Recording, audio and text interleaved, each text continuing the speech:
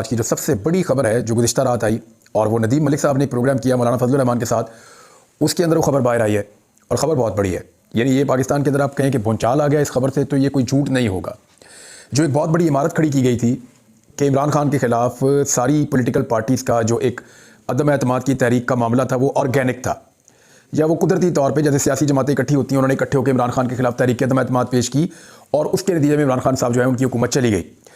ये एक तासुर दिया जाता था, ये बात बार बार की जाती थी, बल्कि उस दौर की जो एस्टेब्लिशमेंट है वो बार बार ये कहती थी कि एक्चुअली इमरान खान को हमेशा बचाने में हमारा किरदार है, इमरान खान की हुकूमत गिराने में हमारा कभी कोई किरदार नहीं था और हम कभी चाहते भी नहीं थे। ये तो सारी पॉलिटिकल पार्टीज़ ने मिलकर एक मूव किया, उसके नतीजे में वो ये कहते थे कि इमरान खान की हुकूमत चली गई। अब आप ये देखें कि इमरान खान इसके बरक्स एक बयानिया बनाते थे। वो ये कहते थे कि उनकी हुकूमत को साजिश के तहत गिराया गया है, और इस साजिश के अंदर वो अमेरिका को भी इल्ज़ाम देते थे कि अमेरिका को क्योंकि इमरान खान साहब पसंद नहीं थे सर्टन रीजंस की वजह से। उसकी गहराई में फिर कभी किसी वीलॉग में जाएंगे, बताएंगे अमेरिका को इमरान खान नापसंद क्यों थे, इसके ऊपर एक अलग वीलॉग करेंगे। लेकिन इमरान खान ये कहते हैं कुछ वजूहात की बिना पे अमेरिका मुझे पसंद नहीं करता था और पाकिस्तान के अंदर भी उस वक्त की एस्टेब्लिशमेंट मुझे पसंद नहीं करती थी, तो एक इख्तलाफी सूरत पैदा हो गई और इन दोनों धड़ों ने मिलकर एक साजिश करके मुझे हुकूमत से बेदखल कर दिया और मेरी हुकूमत गिराई गई है। मेरी हुकूमत जो है वो अज खुद ऑर्गेनिक तरीके से, या जो एक कुदरती तरीका होता है या नेचुरल वे में मेरी हुकूमत नहीं गिरी। ऐसा नहीं हुआ कि ये एक जमहूरी प्रोसेस था जिसमें हुकूमत इमरान खान की चली गई, बल्कि इमरान खान के बकौल ये जमहूरियत जो है वो सिर्फ दिखाने के लिए एक डेमोक्रेटिक प्रोसेस या एक पार्लिमानी तरीकाकार इख्तियार किया गया, लेकिन इसके पीछे वो ये कहते थे एक साजिश है। इससे हमेशा डिनाई किया गया साजिश नहीं है। PMLN ये कहती रही कि हमने खुद किया है। बिलावल ने यह कहा कि मैंने निकाला है इमरान खान को, हमने निकाला है, मैं लेता हूं ये इल्ज़ाम। कहते हैं ना किसने साजिश की थी, तो बिलावल ने कहा मैंने साजिश की थी। तो अपने ऊपर इल्ज़ामात ले रही थी सियासी जमातें, वो कह रही थी जी हमने किया ये और इसके अंदर कोई साजिश किसी किस्म की मुदाखलत नहीं है।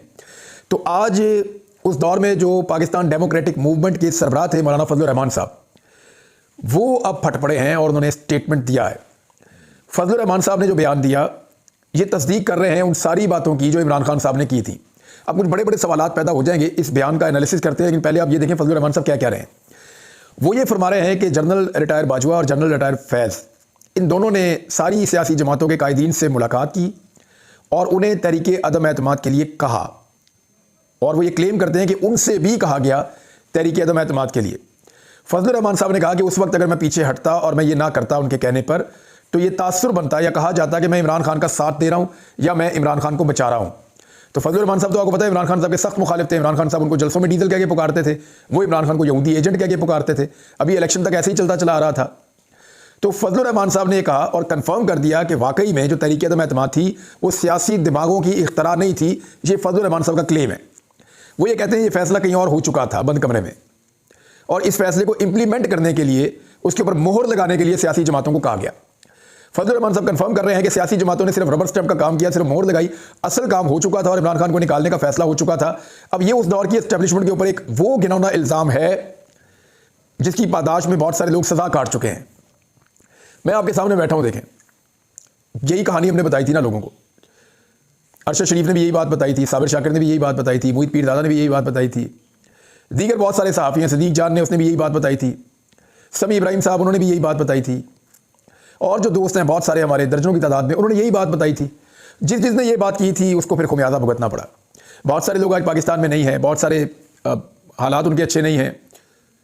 जितने लोग ये बातें करते थे उनमें से कोई भी शायद नौकरी पे भी नहीं है, तमाम लोग बेरोज़गार हो चुके हैं। वो सारे सहाफ़ी जो ये बात करते थे कि ये जो सारा मामला था ये खालिसतन पॉलिटिकल मामला नहीं था, आज फजलुर रहमान साहब ने तस्दीक कर दी है इमरान खान के मौक़िफ़ की, उन तमाम सहाफ़ियों के मौक़िफ़ थी जो ये बात करते थे।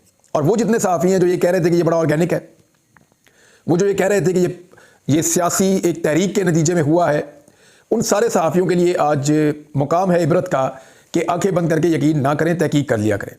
फजलुर रहमान साहब ने आज तस्दीक कर दी है, फजलुर रहमान साहब का बहुत शुक्रिया। लेकिन इसमें चंद सवालात पैदा हो गए हैं। एक तो उन्होंने कह दिया जी इमरान खान की हुकूमत को गिराया गया था और सियासतदानों ने नहीं गिराई थी।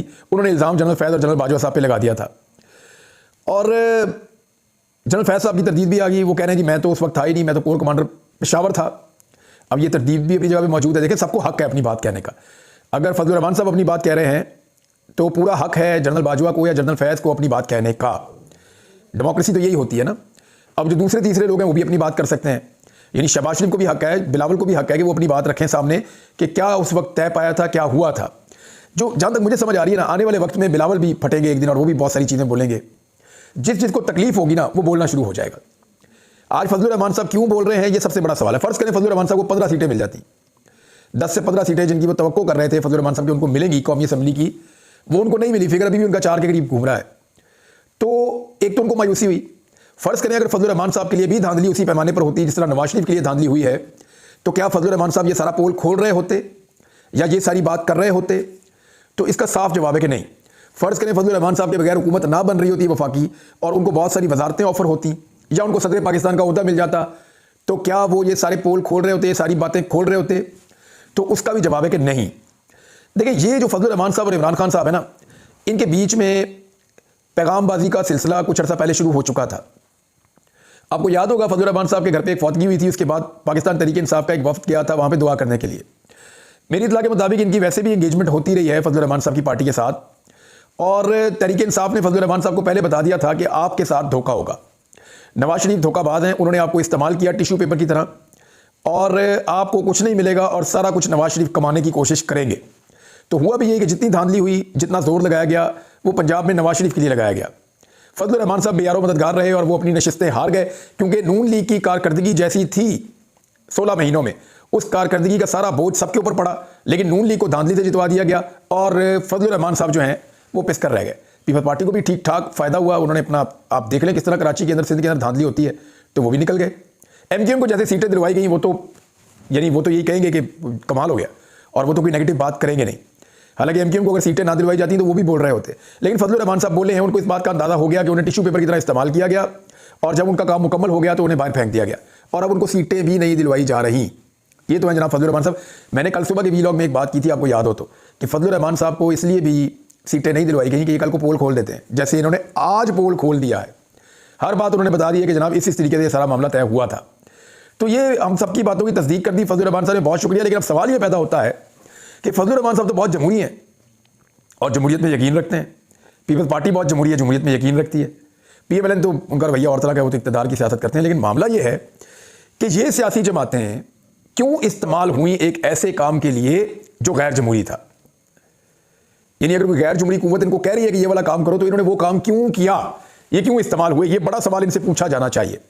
इन्होंने तो खुद बता दिया कि हम कौम के मुजरिम हैं, हमने अच्छी खासी चलती हुई इकॉनमी, अच्छी खासी चलती हुई हुकूमत, माहौल बेहतर की तरफ जा रहा था पाकिस्तान का, उसको तबाह किया, उसको गिराया एक ख्वाहिश के मुताबिक, और उसके बाद पाकिस्तान की हालत बद से बदतर कर दी।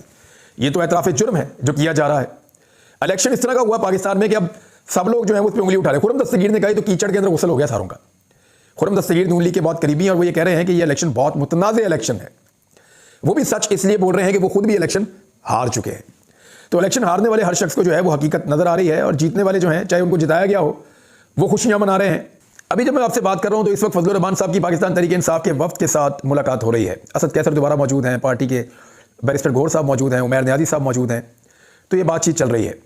देखना यह है कि इसमें नतीजा क्या निकलता है। देखें, मेरी जो अंडरस्टैंडिंग है उसके मुताबिक यह है कि अंदर जो बातें तय होंगी वो बातें कभी भी बाहर आकर नहीं बताई जाएंगी, क्योंकि हालात बहुत अजीब से हैं। फजलुर रहमान साहब ने अब ये फैसला किया है कि वो इस धांधली के खिलाफ बोलेंगे, क्योंकि उनके लिए धांधली की नहीं गई ना। देखें, फजलुर रहमान के खिलाफ धांधली नहीं हुई, धांधली पाकिस्तान तहरीक इंसाफ के खिलाफ हुई है। लेकिन धांधली में फ़ायदा पहुंचाया गया नवाज शरीफ को, फजलुर रहमान साहब को फ़ायदा नहीं पहुंचाया गया। इस चीज़ की उनको तकलीफ है, और अब वो जो है वो एक दूसरी तरफ की सियासत करेंगे, एंटी PMLN या एंटी PDM। कल तक वो उसी के सरबराह थे, उन्हें लग रहा था उनको सदारत का या कोई बड़ा ओहदा मिल जाएगा। अब देखना यह है कि फजलुर रहमान साहब को क्या दिया जा सकता है खामोश रखने के लिए। लेकिन जो उन्होंने कर छोड़ा है ना, जो फैक्ट्स उन्होंने बता दिए हैं, देखिए फजलुर रहमान साहब 2-3 दिन से इंटरव्यूज़ दे रहे हैं और वो हल्की हल्की डोज बढ़ा रहे थे और इंतजार कर रहे थे उनसे रब्ता किया जाएगा, उनसे रब्ता किया ही नहीं गया। तो फ्रस्ट्रेशन के अंदर उन्होंने आके सारी बातें वो बता दी जो बातें शायद वो कभी ना बताते, और ये बातें बताने से तमाम सियासी जमातों का भारी नुकसान हुआ है। और पाकिस्तानियों का ये मौक़िफ़, यानी जिस पाकिस्तानी ने आज इमरान खान को वोट डाला ये सोचकर कि इमरान खान को साजिश के तहत निकाला गया था, उस पाकिस्तानी को अब फ़ख्र होगा कि उसने ठीक वोट डाला है। अच्छा, तहरीक इंसाफ ने एक और बात क्लियर कर दी है कि पीपल्स पार्टी और नून लीग के साथ तो तहरीक इंसाफ इत्तेहाद नहीं कर रही। हत्ता कि उन्होंने MQM का नाम भी लिया, MQM के साथ भी वो इत्तेहाद फिलहाल तो नहीं कर रहे। और चौधरी परवेज़ इलाही से चौधरी शुजात हुसैन की बड़े लंबे अरसे के बाद मुलाकात हुई है। इस मुलाकात के बारे में भी मैं आपको एक चीज़ बता दूं कि ये मुलाकात भी बड़ी मानी खेज़ है। उसकी वजह यह है कि चौधरी शुजात हुसैन को भी लगता था कि उनको जो कुछ मिलेगा वो नहीं मिला। चौधरी शुजात हुसैन साहब ये सोचकर बैठे थे कि 10 नशिस्तें उनको भी मिलेंगी। अलीम खान साहब ये सोचकर बैठे थे कि 40 नशिस्तें उनको मिलेंगी, उनसे वादा किया गया। लेकिन ना अलीम खान साहब की पार्टी को 40 नशिस्तें मिली, ना फजलुर रहमान साहब की पार्टी को जो है वो 10 से 15 सीटें मिली, ना काफ लीग को 10 सीटें मिली। तो अब ये फ्रस्ट्रेशन बढ़ रही है। अलीम खान का क्योंकि पाकिस्तान में स्टेक बहुत बड़ा है, बहुत सारा कारोबार बिजनेस फैला हुआ है, तो वो खुल के सामने आ नहीं सकते। लेकिन उनके चेहरे के ऊपर जो उनकी एक उदासी है या बेचैनी है वो दिखाई दे रही थी जब मरियम नवाज को वज़ीर आला पंजाब के लिए नामजद किया जा रहा था। वो बड़े लंबे अरसे से ये ख्वाब देख रहे हैं, बल्कि एक दिन उन्होंने कहा था कि मेरा बेटा माशाल्लाह अल्लाह ताला उसकी ज़िंदगी करे। उन्होंने कहा मेरा बेटा माशाल्लाह जवान हो गया। वो ये मुझे कह रहा था कि जब मैं छोटा था मैंने होश संभाली, तब भी आप वज़ीर थे, आज भी आप वज़ीर हैं, तो आपने इसमें हासिल क्या किया सियासत में? ये अलीम खान ने मुझे कहा था। तो उनको वज़ीर से आगे कुछ बनना था। तो अब तो फिर वजारत ही मिल सकती है, वजारत आला तो मिल नहीं रही। तो ऐसी सूरत हाल में अलीम खान साहब के लिए भी बड़ी ऑकवर्ड सिचुएशन है कि इतना सारा कुछ दाव पे लगाने के बाद, क्योंकि तरीन साहब तो अपनी इज्जत बचा के निकल गए।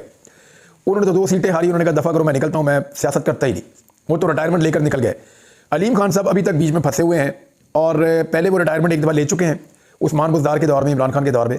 अब दोबारा देखना है कि वो सियासत से रिटायरमेंट कब तक लेते हैं, क्योंकि खासे बदमज़ा हुए हैं अलीम खान साहब भी। अब आ जाए इस बात पे कि धांधली पे तहरीक इंसाफ क्या करने जा रही है। तो ये एक बहुत बड़ा प्लान है तहरीक इंसाफ का, जिसके ऊपर वो अमल करने जा रही है। तो इमरान खान साहब ने अमेरिका को कहा और यूरोपीय ममालिक को कहा कि आप पाकिस्तान में जो धांधली हुई है उसके ऊपर सख्त नोटिस लें, और वो ममालिक ले भी रहे हैं। वो बार बार सवाल उठा रहे हैं पाकिस्तान का अंदरूनी मामला, अगर हम इंतखाबात ठीक करवाते तो दुनिया हमारे मामलात के अंदर मुदाखलत ना करती, लेकिन हमने इंतखाबात ठीक करवाई नहीं। वेरी अनफॉर्चुनेट, बड़ी बदकिस्मती है पाकिस्तान की। अब तहरीक इंसाफ जो करने जा रही है ये बहुत बड़ा आइडिया है। तहरीक इंसाफ ने तमाम उम्मीदवारों को तलब कर दिया है पाकिस्तान तहरीक इंसाफ के जो इलेक्शन जीते हैं और उनको हरा दिया गया है, और आलमी मीडिया को बुला लिया है। वहाँ पे इंटरनेशनल मीडिया बैठा होगा, एक एक करके तहरीक इंसाफ का हर बंदा बताएगा जनाब मेरे साथ ये हुआ, ये मेरे फॉर्म 45 पड़े हुए हैं, ये आप चेक कर लीजिए, मैं इलेक्शन जीत गया हूँ, इन्होंने मुझे इलेक्शन हरा दिया। तो तमाम जो पाकिस्तान तहरीक इंसाफ के उम्मीदवार हैं वो अपने अपने फॉर्म 45 लेकर पहुँच रहे हैं मैरियट होटल इस्लामाबाद में, और वहाँ पर एक बड़ी तगड़ी प्रेस कॉन्फ्रेंस होने वाली है। और बहुत सारे लोग जो हैं वो पहुँच भी गए हैं इस्लामाबाद, इसी चक्कर में कि वो कल इस प्रेस कॉन्फ्रेंस का हिस्सा बनेंगे। तो आलमी मीडिया के अंदर ये बहुत बड़ी स्टोरी होने वाली है, क्योंकि वो तमाम लोग, यानी उनमें से अगर आधे भी आ गए तो फिर भी ये 50 से ज़्यादा हो जाएंगे, वो बताएंगे उनके साथ धांधली किस तरीके से हुई है। कुछ लोग खुद आएंगे, कुछ अपने नुमाइंदगान के जरिए से आएंगे। तो तहरीक इंसाफ की एक बेहतरीन हिकमत अमली है। और इसके अलावा एक चीज़ और तहरीक इंसाफ करने जा रही है कि वेरी नेक्स्ट डे, यानी हफ्ते वाले दिन, वो प्रोटेस्ट करने जा रहे हैं पूरे पाकिस्तान में धांधली के खिलाफ। तो ये भी एक बड़ा कदम है, और पुरअमन एहतजाज करना सारी सियासी जमातों का हक है। अगर तहरीक इंसाफ ये एहतजाज करती है और दुनिया के अंदर इस चीज़ को बावर करवा देती है कि उनका मैंडेट छीना गया है, जैसा कि अल जज़ीरा ने लिखा कि मैंडेट थीव्स, कि मैंडेट चुराने वाले जो हैं उनकी हुकूमत आ गई है पाकिस्तान में। तो जब पूरी दुनिया के अंदर इनकी नेकनामी होगी तो इनके ऊपर प्रेशर आएगा, और हो सकता है पाकिस्तान तहरीक इंसाफ को उनकी सीटें वापस मिलना शुरू हो जाएं।